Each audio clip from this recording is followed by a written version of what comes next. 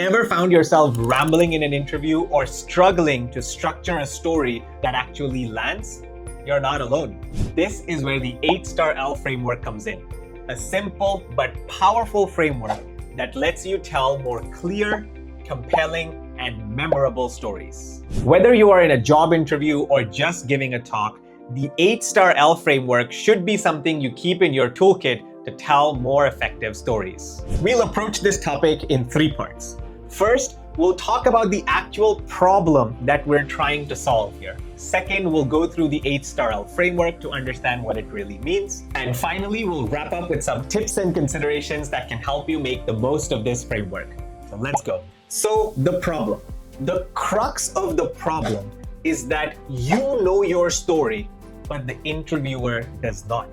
So the mental model that we have in our minds of this story, because we have lived this, has to be much stronger than what anybody else knows about this story. And as a result, what is very natural for us to do is to just subconsciously relive that story in our mind and say it at the same time. So because we at times draw on the story from long-term memory, it comes out in a partly unstructured format. And for someone who's not gone through that same story, it is very hard to follow along as to what really is happening in this story or where this story is actually going. For behavioral interviews, folks often end up believing that there is no wrong answer because it's a behavioral question and it's subjective. While that is true, there are many good answers, there are even more bad answers, but there are very few great answers. We want to be able to get to those great answers. And when we follow a specific framework like the HSTARL framework, we can tell these stories in a more effective,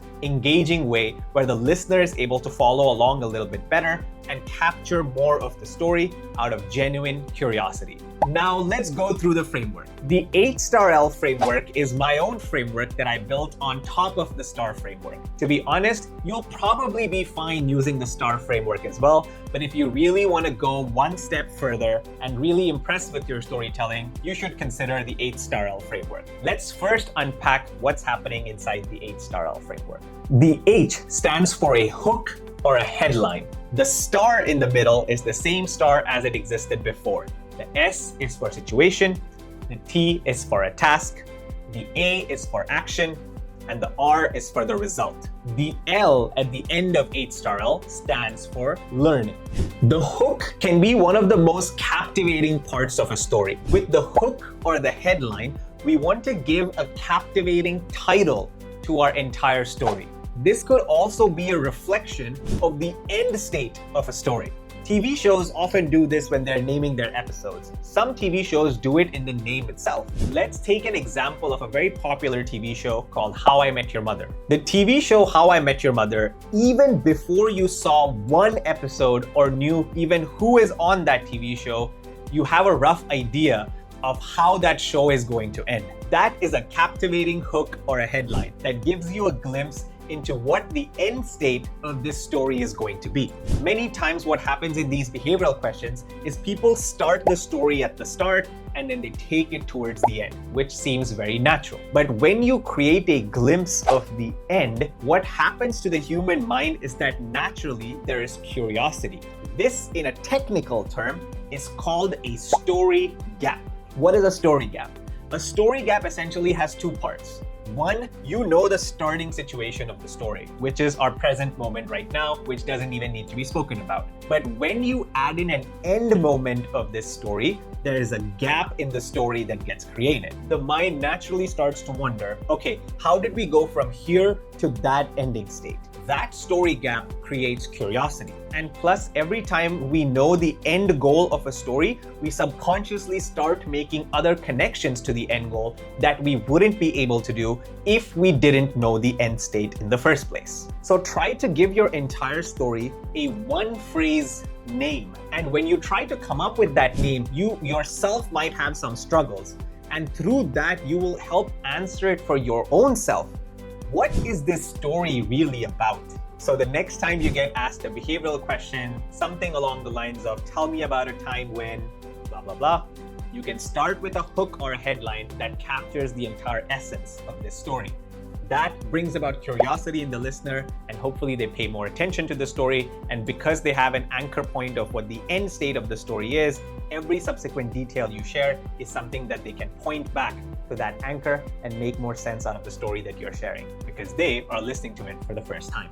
Now, the next part is the situation. Before you get into the story, paint a rough picture of what the starting point of this story is. What company is this happening inside? What year is it? What role are you in? What are some of the macro trends that are going on in your industry right now? Many movies often do this. You will see a certain scene end, and before a different scene starts, they'll zoom out and show you the view of a big city from far away, and they'll say something like Paris, 2009. That changes the scene and helps you get context on what is happening. Next up is the task. In the task section, you want to clearly call out what was the specific task you were facing as a professional. Your task might be to contribute to a specific sub-goal as part of a larger goal. We want to very clearly express what that sub-goal is and what you were individually tasked with. Next up is the action section. In the action section, talk about what actions you specifically took, not what actions the entire team took. What decisions did you make? What considerations did you have in making those decisions? What decisions did you not make? What decisions did you decide to veto? Why were these decisions challenging? Or why were these decisions simple and you had high levels of certainty? Those details are things that you might get probed on, and you really want to know the details of how you steered the ship. Because one of the things that often happens in this state is that people mention stories where they were just passengers. They were not once actively changing the direction in any meaningful way, or they were not meaningfully contributing. You want to be very clear in what your action was and how you helped the solution become better. Next up is the result. What actually ended up happening as a result of all of these in the short term, in the long term, for your team, for your organization, and for the company as a whole. It's great if you can paint the picture at all of these levels while trying to make it as quantifiable as possible.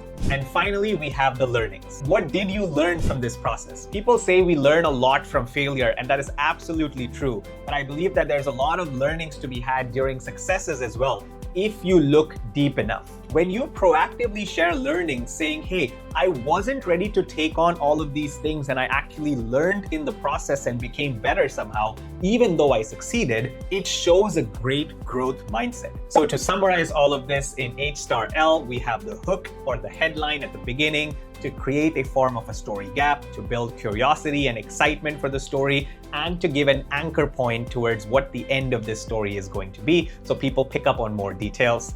The S is for the situation, the T is for the task, the A is for action, the R is for result, and L is for learnings from this story, even if it is a story about success or of failure. Now let's close this out with some other tips and considerations that can help us use the HSTARL method more effectively. There's 4 things to keep in mind.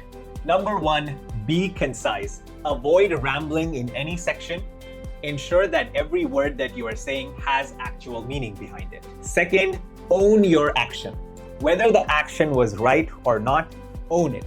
We're all professionals, we're all humans, we're trying our best, and we're doing it with the best interest of the company. Sometimes things just don't work out, and that's part of life. Own the action that you took, whether or not it worked out. The third would be to have your results be as tangible and metrics driven as possible. And fourth, rehearse. The first time you tell this story, not everything is going to happen correctly. The second time, it will get better, and over time, you will be able to communicate this more effectively and remove out a lot of the filler words that are just there and not adding any meaning. If you found this video helpful and now you have something more than just the STAR approach in your toolkit, please consider liking the video and subscribing to the channel. If you want to see the HSTARL method in action, consider watching this video linked over here and in the description below, where I go over the question, tell me about a time you failed, how to deal with that question, with an example answer of mine delivered in the HSTARL format. So I hope that that is also of help to you. I'll see you guys on the next one. Bye.